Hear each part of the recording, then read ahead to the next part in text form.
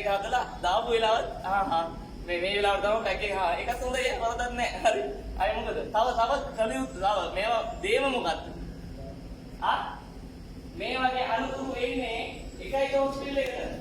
මෙයාගේ එපා. මෙයාගේ අතත් වෙනවා. දෙන්නගේ අත් දෙක මාරු කරලා පද්ද කරන්නේ නැද්ද? මාර්ග එහෙනම් මෙයාගේ අනන්‍යතාවය. මෙයා කුසුම් සිරි නම් අරයා පුඤ්ඤසෝමි නම් හරිද? එයාගේ පුඤ්ඤසෝමි කියලා කියනවනේ.